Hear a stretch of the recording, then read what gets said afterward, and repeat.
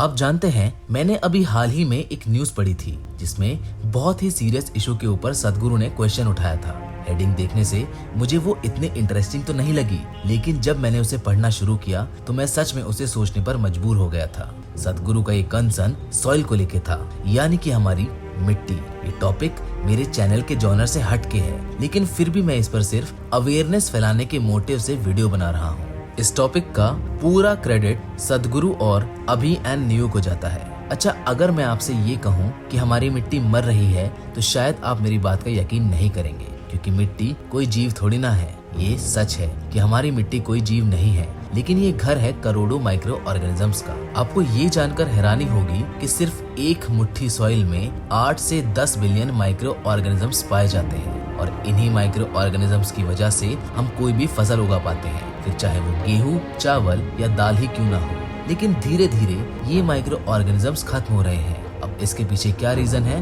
वो मैं आपको बताता हूँ। आप जानते हैं, साइंटिस्ट की रिपोर्ट के अकॉर्डिंग हमारे पास सिर्फ 70 से 80 हार्वेस्ट यानी कि फसल बची है, जिसका अगर प्रॉपर एस्टिमेट लगाएं तो हम आने वाले 55 से 60 साल बाद कोई भी फसल नहीं उगा पाएंगे, क्योंकि हमारी मिट्टी से एसेंशियल न्यूट्रिएंट्स खत्म हो जाएंगे। आपको पता है, एक सर्वे और डेटा के अनुसार हर साल लगभग 27,000 स्पीशीज ऑफ माइक्रोब्स मारे जाते हैं, और अगर हम इसी रेट से अपनी मिट्टी के माइक्रोब्स को मारते रहे तो आने वाले 30 से 40 सालों बाद हमारी मिट्टी बंजर हो जाएगी, यानी अर्थ पर खाना बचेगा ही नहीं। वैसे हम सॉइल को रीजनरेट भी कर सकते हैं, लेकिन ये प्रोसेस इतना बड़ा है कि इसमें कम से कम 150 से 200 साल तक लग सकते हैं, और अगर बात क्रॉप सॉइल की हो तो समय 2 गुना या 3 गुना भी लग सकता है। मतलब अगर अभी कुछ नहीं किया गया तो शायद धरती से जीवन खत्म होने में ज्यादा समय नहीं लगेगा। वैसे अभी तक हमने इस वीडियो में ये जाना है कि हम एक बहुत बड़ी समस्या से जूझ रहे हैं, लेकिन सोचने वाली बात यह है कि हम इस सिचुएशन में आए ही क्यों हैं और कौन है इन सब का जिम्मेदार। दरअसल इन सब के पीछे हम खुद ही जिम्मेदार हैं।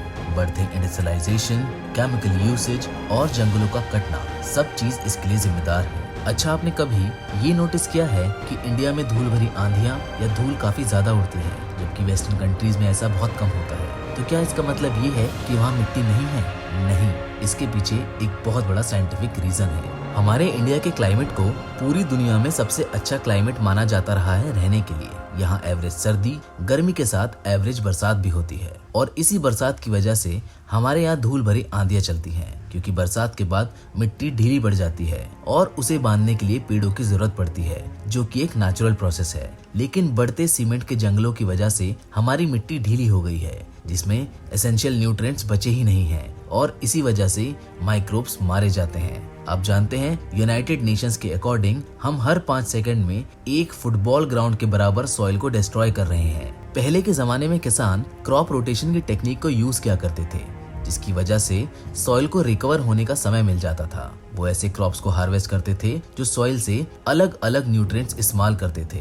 लेकिन आज के समय में फार्मिंग को प्रॉफिटेबल बनाने के लिए ज्यादा केमिकल्स और ऑर्गेनिक कंपाउंड्स यूज किए जाते हैं, जिससे फसल तक वो नेचुरल न्यूट्रिएंट्स पहुंच ही नहीं पाते हैं, जो इवेंचुअली सॉइल को डिस्ट्रॉय कर देती है। हम बार बार हमारी मिट्टी को केमिकल्स के जरिए फार्मिंग के लिए पुश करते हैं। वैसे सिर्फ एक यही रीजन नहीं है, बढ़ता पॉल्यूशन और पॉपुलेशन सब इस समस्या के लिए जिम्मेदार है। आने वाले 20 से 25 सालों में दुनिया की पॉपुलेशन 10 बिलियन के आसपास होगी। इसका मतलब ज्यादा खाना, और अगर सिनेरियो आज के जैसा ही रहा तो मेरी बात का यकीन मानिए, आने वाले समय में 10 में से 3 लोगों को भूखा ही सोना पड़ सकता है। अच्छा, वैसे आप जानते हैं कि हमारी मिट्टी दुनिया का सबसे बड़ा कार्बन रिजर्व है। सॉइल हमारी फूड सिक्योरिटी की बैकबोन है, और सिर्फ कोलंबिया यूनिवर्सिटी की स्टडी के अनुसार healthy soil help protect plants from climate change and remove about 25% of the world's fossil fuel emission each year. और सिर्फ यही नहीं, अगर हम हेल्थ वाइज भी बात करें तो डॉक्टर्स के द्वारा प्रिस्क्राइब की जाने वाली एंटीबायोटिक्स भी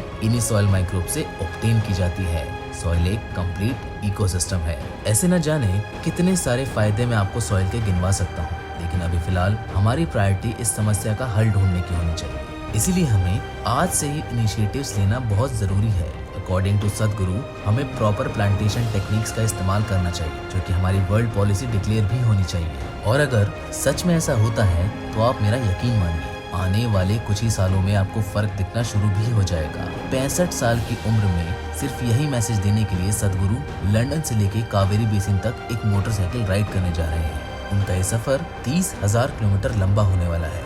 उनका उद्देश्य सिर्फ इतना है कि वो ज्यादा से ज्यादा लोगों तक अपना ये मैसेज पहुंचा सके, ताकि हम अभी से कुछ अच्छे इनिशिएटिव्स लें और अपनी मिट्टी को बचाएं। इस सफर में सदगुरु दुनिया के बड़े बड़े लीडर से मिलेंगे और उन्हें सॉइल की इम्पोर्टेंस समझाएंगे। कोशिश यही रहेगी कि वो इस समस्या पर कोई समाधान निकाल सकें। हम भी इस मुहिम में उनका साथ दे सकते हैं। हमें सिर्फ #SaveSoil के साथ एक फैक्ट शेयर करना है। सदगुरु के अनुसार हमें ये मुहिम इतनी बड़ी करनी है कि दुनिया भर की गवर्नमेंट का ध्यान हम इस तरफ खींच सके। मेरी आपसे यही गुजारिश है कि सदगुरु की कोशिश को आगे जरूर बढ़ाएं। आज के हमारी वीडियो में तो बस इतना ही। अगर आपको हमारी आज की वीडियो अच्छी लगी हो तो इसे लाइक और शेयर करना ना भूलें। मिलते हैं आपसे एक और नए इंटरेस्टिंग वीडियो के साथ। Till then, good bye.